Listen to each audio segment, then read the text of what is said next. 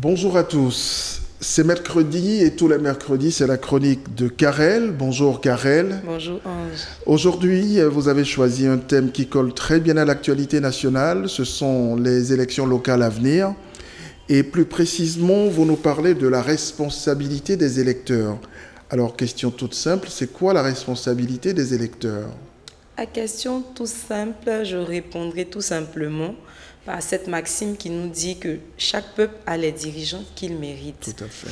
Voilà. Et donc, le vote est un acte qui engage à la fois son auteur, mais aussi toute la société. Ok. Alors, pourquoi l'électeur doit-il se sentir responsable plus que jamais? Je dirais que dans un contexte comme le nôtre, il est impératif que l'électeur lui-même se sente responsable de son vote.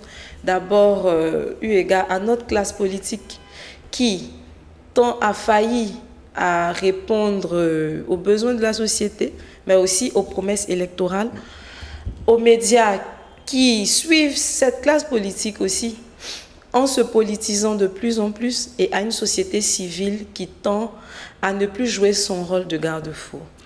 Alors, comment devenir un électeur responsable?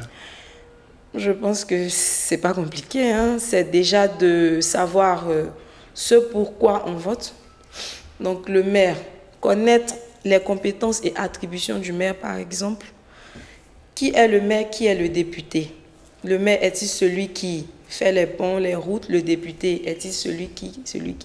Parce qu'il y a cette anecdote qui nous dit souvent qu'un député avait promis à sa population, un candidat député avait promis à sa population de construire des routes. Une fois élu. Une fois élu. Alors que cela ne relève pas de la compétence d'un député. C'est ça. Très bien. Et souvent, de cette ignorance-là, ou sur cette ignorance, surfe le politique.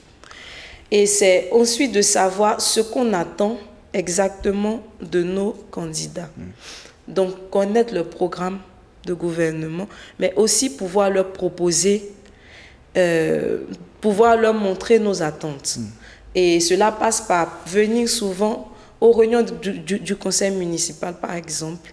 Cela passe par arrêter d'être des clubs de soutien pour les hommes politiques. Parce que les clubs de soutien, ça abêtit un peu quand même. Un peu quand même. Je n'ai pas osé le dire, mais oui. Alors, Karel, si je comprends bien, le vote de chacun, finalement, détermine l'avenir de tout le monde. C'est exact. Et c'est pour cela qu'il faut d'abord même savoir ce pourquoi on vote, comme je l'ai dit, donc proposer des programmes et pouvoir en assurer le suivi, pouvoir mettre les politiques en face de leurs responsabilités.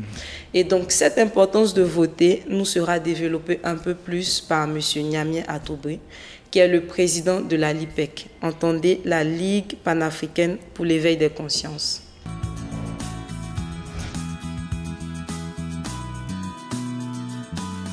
Alors, le vote est un acte citoyen qui permet à la population de choisir celui qui va, n'est-ce pas, la diriger. Mais le vote doit se faire avec responsabilité. Responsabilité parce qu'on a tendance à critiquer les autres. Les hommes politiques qui sont ceci, ils sont cela. Mais qu'est-ce que nous-mêmes nous faisons? Nous pensons qu'une population qui est responsable peut avoir des dirigeants qui sont responsables. La redevabilité, elle s'entretient, elle se mérite. Quand vous acceptez que des gens vous achètent avec des miettes, avec 5 000, 10 000, 2 t-shirts, mais après ne venez pas vous plaindre que les gens sont corrompus. Mais s'ils sont corrompus, vous aussi vous êtes corrompus. Je prends une image. Imaginez-vous quelqu'un qui vous paye pour voter pour lui. C'est comme quelqu'un qui te prend pour travailler dans sa plantation. Si après la récolte, il a 2 millions, 3 millions, tu ne vas pas lui poser des questions. C'est le même schéma. Il vient, il vous donne de l'argent, vous le votez. Ça veut dire quand il arrive au pouvoir, ou encore quand il arrive à accéder au poste qu'il recherche, il vient retirer son argent. C'est de l'investissement. Et ce que vous avez reçu, c'est le prix de votre dignité, mais aussi de votre droit de regard sur la gestion. C'est pourquoi, pour commencer, j'ai parlé de responsabilité. Le jour où on va commencer à mieux se comporter comme ça, le jour où on va commencer à dire aux autorités que nous, notre voix, notre dignité, ça ne vaut pas 5 000, ça ne vaut pas 10 000, ils vont savoir qu'en face d'eux, il y a une population qui est prête à se lever chaque fois qu'ils vont mal se comporter, à partir de ce moment, vous allez voir que la société va changer. Les hommes politiques seront obligés de faire attention parce qu'ils vont se dire qu'à tout moment, ils peuvent perdre leur poste. Ce qui fait, je finis par là pour dire que ce qui fait qu'un homme travaille bien quand il a la tête, c'est quand il sait que le pouvoir n'est pas un acquis. C'est quand il sait qu'en face de lui, des gens peuvent décider de ne plus voter pour lui et donc il va perdre le pouvoir. En ce moment, il est obligé, sinon il se sent dans l'obligation de bien travailler, non seulement pour lui, mais aussi pour son parti politique.